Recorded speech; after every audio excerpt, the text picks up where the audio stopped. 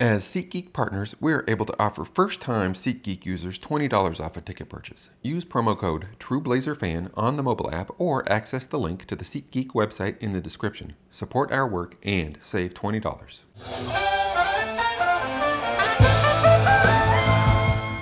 Hey, what's going on, True Blazer fans? It's Tori, and it's Monday, so I'm back at you guys with another Monday mailbag. Now, I'm going to try and start releasing these a little bit earlier in the day so they don't conflict with the game, and so they're not releasing at 9 p.m. In the weeks that I've done this, I've left it open for the entire week just so you guys could get me your questions, but not many people are asking questions on Friday, Saturday, Sunday, so I'm gonna record it Friday or Saturday. That way I can start editing it and getting it done on Sunday so I can release it early Monday morning so I can get it to you guys a little bit earlier. One thing of note, I just created a Discord for True Blazer fans. This is a way that you guys can give us feedback on our channel or help us out with some business decisions, or just talk with us about Blazer basketball. It's a way that you guys can communicate directly with us. So if you guys are interested in joining our Discord channel, the link is down in the description below. It's free. It's a simple sign up if you don't already have a Discord account, and then you guys can just talk with us. As always, follow True Blazer Fan on Twitter at True Blazer Fan, and follow me on Twitter at ToryJonesYT. Both links are in the description below as well. So with all that being said, let's jump into your questions from the past week. Brewiful asks a very interesting question. What would be your lineup selection if we were in a tie game scenario with 1 minute left against the Warriors, the Celtics, and the Raptors? Against the Warriors, I'd probably have our backcourt in, Dame and CJ. Put Aminu at the 3 to guard against Durant with all his size. This is just assuming that the Warriors are playing their normal starting lineup. Put Collins in at the 4. He's been good in crunch time to start this season, and him against Draymond is a good matchup. Collins has 5 inches of height on him, and he can defend. So I think Zach could maybe pressure Draymond a little bit, make some of his easy passes a little bit harder, and then leave Nurkic in on Damian Jones, who's been their starting center, who's kind of a plodding big man that doesn't really do too much. Against Boston, put Collins at center, Aminu at power forward, small forward, probably Maurice Harkless because they do have Jason Tatum or Gordon Hayward as their small forward. They have a lot of guys that play a lot of different positions, so it's hard to tell what would be their lineup, but Al Horford is a stretch big that can take the ball off the dribble and blow past other centers.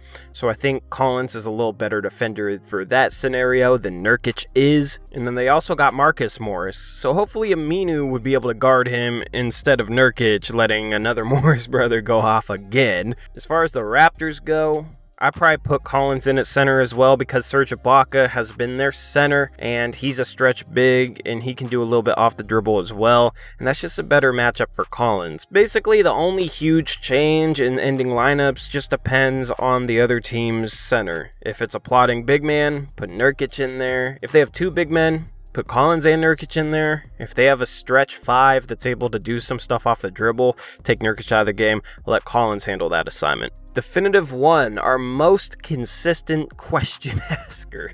Do you think Stotts is part of the reason we get no respect from the officials? Dame's been railroaded in every game this season and Stotts never argues or tries to hold them accountable. Should he be on the refs to give our guys some calls?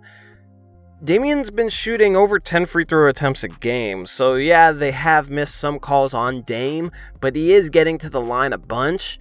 I don't think that it's anything that we're doing that isn't leading us to getting more foul calls. I don't think that Stotts results in us getting less foul calls. Sometimes I would like to see him give the refs a little bit more flack for some horrible calls, but I don't want Terry Stotts to turn into Doc Rivers and complain about everything to the point that in his post-game conference, his voice is hoarse and you can barely hear him, because that's what happens with Doc Rivers, and I can't stand that as an opposing fan.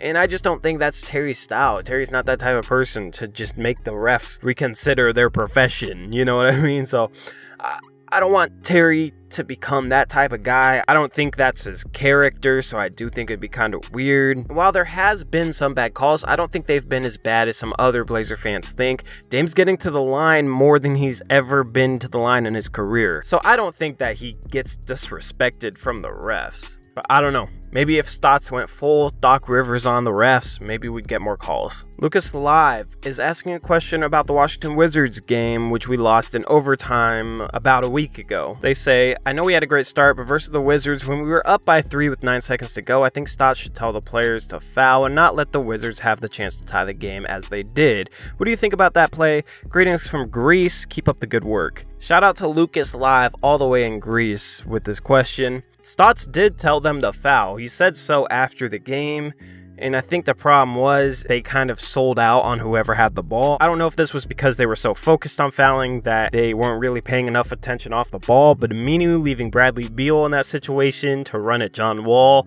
was the biggest mistake of that possession. You live with John Wall shooting a 3, so I do like fouling in that scenario if the clock's under like 6, 7, 8 seconds. It just depends on the situation. It depends on who you're fouling. Depends on a lot of different things, but I do think it's a solid strategy. It would have worked there if they executed it right. Dame shouldn't have jumped past John Wall on John Wall's pump fake. He should have kind of jumped to the side of him, where if John Wall doesn't shoot that shot, Dame can just reach out and foul him, because Dame wasn't really going to foul John Wall when it looked like John Wall was going to shoot, because you don't want to give them 3 free throw attempts. That's what the problem was during that possession. Dame and Aminu ran past Wall where they weren't able to foul him after the pump fake that led to Bradley Beal getting wide open. And that's actually all the questions you guys had for me this week. Make sure to leave a question down in the comment section below. Give me 6, 7 questions to answer. That's my preferred amount. So I hope you true Blazer fans have a good Monday. Hopefully the Blazers take care of business against the Pacers tonight. There was no day after recap for the Miami Heat game. I'll talk about that a little bit more in the recap for the Indiana Pacers game. So with all that being said, this has been Tori. Peace out, true Blazer fans. Go Blazers.